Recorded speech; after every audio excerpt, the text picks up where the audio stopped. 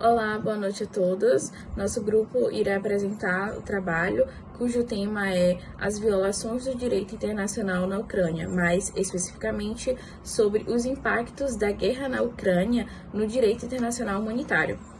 Então, para dar início, nada melhor do que começar abordando sobre o direito internacional humanitário. Este, conhecido pela sigla DIH, é um conjunto de normas que buscam, por motivos humanitários, limitar os efeitos dos conflitos armados. Ele protege as pessoas que não participam ou já não participam direta ou ativamente das hostilidades e impõe limites aos meios e métodos de guerra. O DIH, também conhecido como o direito da guerra ou o direito dos conflitos armados, faz parte do direito internacional público, composto principalmente por tratados, direito internacional consuetudinário e princípios gerais de direito. A nossa apresentação tem como sumário os conceitos do direito internacional humanitário e os seus princípios fundamentais, também abordar sobre os princípios conflitantes na guerra entre a Ucrânia e a Rússia, analisar os aspectos jurídicos da guerra na Ucrânia, fazer uma abordagem do contexto histórico desta guerra, né? Por que essa guerra está ocorrendo, quais são os motivos que vêm, né, de longo tempo e que ainda fazem com que essa guerra ainda esteja ocorrendo. Vamos também falar sobre as normas que foram e estão sendo violadas nesta guerra e as sanções aplicadas à Rússia pelas violações das normas de direito internacional. Vamos também falar sobre como a guerra na Ucrânia interferiu nas atividades internas de outros países. E, por fim, iremos trazer a conclusão. O direito internacional humanitário é um conjunto de leis que protege pessoas em tempos de conflitos armados. É composto pelas leis da Convenção de Genebra e da Convenção de Haia. Suas leis dizem respeito aos países que estão diretamente envolvidos no conflito, aos países neutros, aos indivíduos que estão diretamente envolvidos nesse conflito, a relação entre eles e as pessoas civis, a proteção das pessoas civis. O direito internacional humanitário, também conhecido como o direito da guerra ou direito do conflito armado, dos conflitos armados, faz parte do direito internacional público, composto principalmente por tratados do direito internacional e princípios gerais do direito. Uma parte considerável do direito internacional humanitário encontra-se nas 4 Convenções de Genebra de 1949. Quase todos os países do mundo aceitam a vinculação às convenções, que foram desenvolvidas e completadas por mais 2 acordos, que são os protocolos adicionais de 1977. Os princípios fundamentais do direito internacional humanitário são os princípios da humanidade, princípio da necessidade militar, princípio da proporcionalidade, princípio da limitação e o princípio da distinção entre combatentes e não combatentes. Os que mais se destacam são o princípio da proporcionalidade e o princípio da limitação. O princípio da proporcionalidade, ele traz a adequação entre o uso da força e da violência. Porém, as partes podem ter a liberdade de selecionar as suas estratégias. Já o princípio da limitação, ele fundamenta-se na premissa de que não aceita mais a concepção de que tudo na guerra é permitido. Sendo assim, os conflitos armados, eles não são infinitos. E neste cenário, é necessário respeitar o princípio da humanidade e o princípio da proporcionalidade. Portanto, mesmo em cenário de confronto armado, faz necessário evitar e prevenir os danos em excessos, a degradação do meio ambiente e os sofrimentos desnecessários. Apesar de todos os princípios fundamentais, a realidade dos ucranianos é totalmente diferente. Eles acabam sofrendo, perdendo seus bens e perdendo o bem maior, que é a vida, pela essa situação totalmente contrária do que é permitido diante os princípios do direito internacional humanitário. Então é necessário que façam uma reflexão sobre esses princípios, pois, em período de guerra, quem mais sofre são os civis. Bom, irei abordar os princípios conflitantes na guerra entre a Ucrânia e a Rússia. No contexto do conflito entre a Ucrânia e a Rússia, alguns dos princípios conflitantes podemos incluir Primeiro, a autodeterminação nacional. A Rússia argumenta que está defendendo os interesses dos russos étnicos na Ucrânia, especialmente na Crimeia e no leste do país, justificando a intervenção com base na proteção dessas populações. Segundo, a integridade territorial. A Ucrânia, por sua vez, defende a integridade territorial, argumentando contra a anexação da Crimeia e a interferência russa no leste, destacando a violação da soberania nacional. 3. Geopolítica e influência regional. O conflito também está vinculado a questões geopolíticas, como a competição entre a Rússia e o Ocidente pela influência na região, refletidas nas tensões entre a Ucrânia e a Rússia. Quarta, história compartilhada. A história comum entre os dois países, incluindo a era soviética, adiciona complexidade ao conflito, com diferentes interpretações desses eventos moldados às perspectivas de cada lado. Quinta, sanções e pressões internacionais. A resposta internacional ao conflito, através de sanções e pressões diplomáticas, também destaca a natureza global dos princípios em jogo, envolvendo questões de direito internacional. Sendo assim, passo a palavra para o colega do próximo slide. Olá, tudo bem? Me chamo Michael e falarei sobre o respectivo tema. A problemática existente é que em diversos momentos a Rússia se utilizou de forças especiais ou mesmo militares sem algum tipo de identificação, sem uniformes, de modo que isso camuflaria uma situação de invasão ou mesmo de tomada de território por parte da Rússia. Aliada a essa problemática, a clara violação de normas de direito internacional, com o evidente desrespeito à soberania da Ucrânia. Já os tratados internacionais têm como objetivo estabelecer o equilíbrio entre países para que possa sanar quaisquer futuros problemas entre as nações. Vladimir Putin, declarando a guerra contra a Ucrânia, violou todo o saber de direito internacional que ainda poderia ter, de forma que fosse formalizado a suspensão da Rússia da Organização das Nações Unidas e condenando pela anexação ilegal de territórios ucranianos, além de ser uma violação à Carta da ONU. A Rússia está oferecendo ataques diretos a pessoas civis ou a objetivos civis, como casas, apartamentos, hospitais, entre outros. Esses atos são extremamente proibidos, situação que não vem sendo respeitada por parte da Rússia, violando um dos maiores princípios do direito humanitário, que é o direito à vida.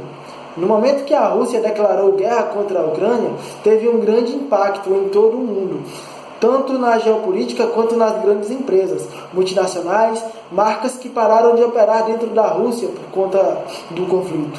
A opção de fechar fábricas, suspender as vendas, foi considerada uma forma de sanção contra a Rússia. Alguns marcos históricos são importantes para entendermos esse conflito. No período da Guerra Fria, o mundo era dividido entre o sistema capitalista, os Estados Unidos, e o sistema socialista, a União Soviética.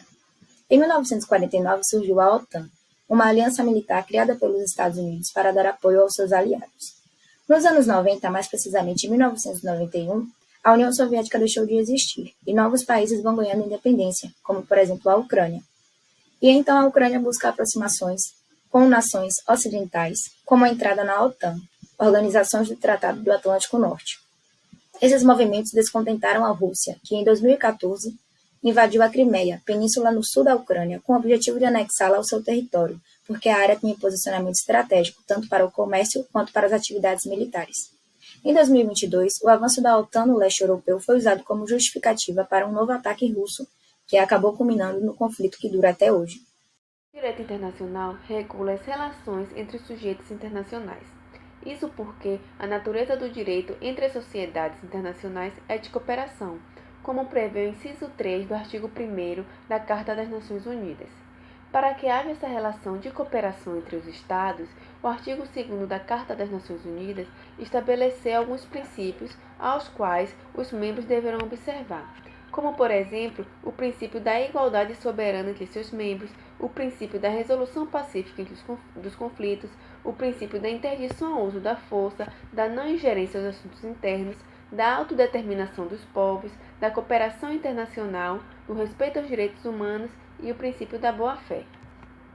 A Rússia, ao atacar a Ucrânia dando início à guerra que perdura até hoje, violou alguns desses princípios do direito internacional, como, por exemplo, o princípio da soberania, que foi violado no momento em que a Rússia reconheceu a independência de duas regiões separatistas, bem como no momento que a Rússia invadiu o território ucraniano. Outros princípios que foram violados foram os princípios da resolução pacífica dos conflitos e o princípio da interdição ao uso da força, pois a Rússia iniciou os ataques contra a Ucrânia utilizando a força militar, além de violar também o princípio da não ingerência aos assuntos internos e ao respeito aos direitos humanos, bem como o princípio da boa-fé. Bom dia, me chamo Noemi e vou dar continuidade falando sobre as 3 principais sanções aplicadas à Rússia. Então, as 3 principais sanções que a Rússia está de fato sofrendo nesse atual momento que a primeira grande sanção, a primeira grande ação punitiva é o fechamento do espaço aéreo, não só da União Europeia, mas também dos Estados Unidos. Então, isso daqui quer dizer que nenhuma aeronave de nacionalidade russa vai poder pousar ou decolar, não pode nem pousar e nem decolar. E não importa que se é um jatinho, se é de um bilionário ou Boeing, não interessa. O espaço aéreo está fechado para a Rússia. Isso dificulta, logicamente, principalmente o CPF. O que seria esse CPF? O cidadão russo. Então, observe que diversas ações punitivas vai afetar diretamente o CPF, a pessoa física, o russo, o que boa parte da população não concorda com esse conflito.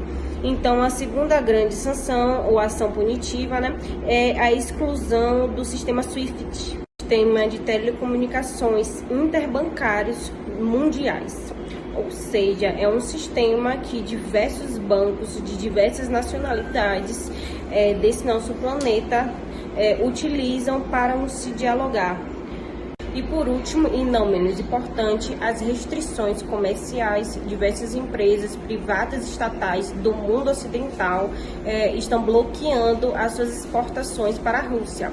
E aí tem bloqueios de envio de tecnologia, na área de segurança, na área do aeronaves, na área de ciência, pesquisa. Então, essa infraestrutura de tecnologia, essa parceria está sendo suspensa. É uma tentativa do mundo ocidental isolar cada vez mais a Rússia.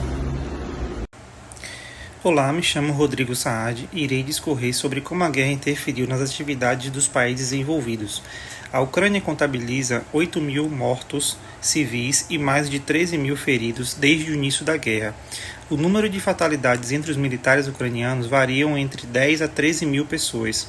Aproximadamente 15.000 soldados russos foram mortos e outros 100.000 estão feridos. Cerca de 8 milhões de refugiados ucranianos fugiram para países vizinhos em busca de segurança. Outros milhares de pessoas passaram grande parte dos últimos meses morando em abrigos subterrâneos para se proteger dos bombardeios. Casas, escolas, hospitais e outros elementos da infraestrutura civil foram destruídos. Cidades inteiras sofreram grandes estragos e estão irreconhecíveis. Foram impostas sanções econômicas contra a Rússia, afetando setores como a exportação de gás natural e petróleo. As sanções vieram principalmente dos países europeus. Tais ações aumentaram o déficit econômico da Rússia. Além disso, ocorreu o isolamento diplomático da mesma, que possui cada vez menos apoio na comunidade internacional. A Rússia é a principal responsável pela exportação e o segundo maior produtor de gás natural do mundo. Além disso, o país também tem forte presença na produção e na exportação de petróleo. A Ucrânia é responsável por 12% das exportações mundiais de trigo e 15% das exportações mundiais de milho. Junto com a Rússia, o país invadido detém uma fatia bastante significativa do comércio mundial de trigo, milho, cevada, óleo, sementes e farelo de girassol. A guerra entre os dois países impactou diretamente na exportação de matérias-primas necessárias para a produção de combustíveis e alimentos. Todo esse cenário traz insegurança aos grandes investidores e redução do poder de compra das populações, que levam a uma estagnação na economia mundial. Olá. Em conclusão, no que foi dito pela minha equipe anteriormente, a análise das evidências do direito internacional humanitário na Ucrânia representa uma dolorosa realidade que exige atenção global e ação imediata. O conflito na região testemunhou a flagrante transgressão de princípios fundamentais destinado a proteger a vida e a dignidade e bem-estar dos civis em tempos de guerra. A comunidade internacional, ao se deparar com tais publicamente, enfrentando o desafio de garantir a responsabilidade dos perpetradores e buscar soluções diplomáticas que promovam a paz e estabilidade na região. É imperativo que líderes na região das organizações internacionais se unam em esforços colaborativos para garantir o cumprimento do direito internacional humanitário e trabalhar em prol de uma Ucrânia livre de violência, onde os direitos humanos sejam respeitados e protegidos. Gratidão.